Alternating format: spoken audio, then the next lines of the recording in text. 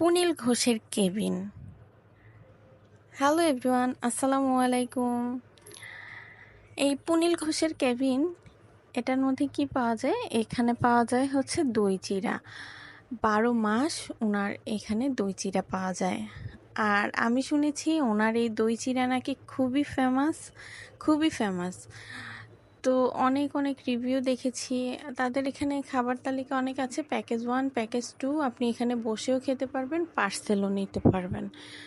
তা আমরা চিন্তা করলাম যে বসেই খাবো, আমরা বসে খাবো। তো কি খাচ্ছি একটু পরেই দেখবেন। আগে বলে নিই, এটার লোকেশন হচ্ছে স্টেশন রোড, পুনিল ঘোষের কেবিন। এটা ওনারই স্টেশন রোডে। আমি দেখলাম যে ওনারটাই খোলা আছে। তো আর ওনারটার রিভিউ আমি অনেকবার দেখেছি যে ভালো। তো আমরা সচরাচর দই চিড়া আমাদের খাওয়া হয় না। বছরে 1-2বার বাসায় যদি খুব একটা আয়োজন করে দই চিড়া, আম, কাঁঠাল এসব দিয়ে খাওয়া হয় তো খাওয়া হলো। তো এইখানে বাহিরে কখনো খাওয়া হয় নাই।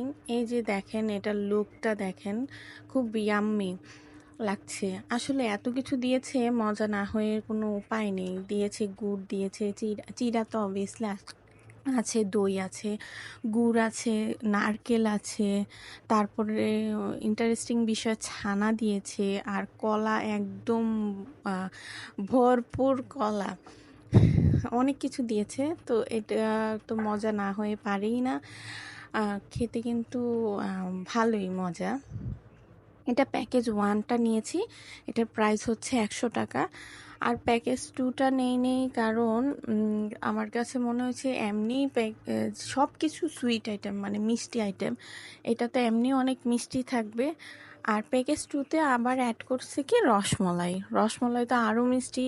তো আমার কাছে মনে হলো যে না, আমি প্যাকেজ 2টা খেতেই পারবো না, প্যাকেজ 1টাই নিই, কারণ নিয়ে নষ্ট করে তো লাভ নেই। আর আমরা একটা নিয়েছি, একটাই আমরা শেয়ার করে খাচ্ছিলাম।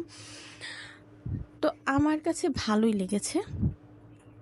এমন না যে আমি রেগুলার যে খাবো আর রেগুলার ভালো লাগছে যে দেখে যে আমি প্রায় যাব, এমন না। কারণ সবার টেস্ট তো একরকম না। যেমন আমি দই চিড়া অত একটা পছন্দ করি না।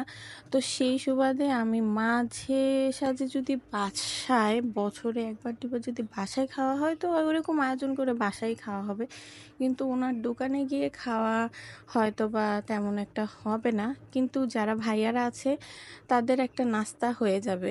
আর 12 মাস আঙ্কেলের দোকানে পাওয়া যায়, এটা খারাপ না, খুবই মজাদার একটা বিষয়। কুমিল্লার যারা আছেন তারা কে কে খেয়েছেন আমাকে জানাবেন, আর আপনাদের টেস্ট কেমন লেগেছে জানাবেন। আজকে এই পর্যন্ত, ধন্যবাদ সবাইকে।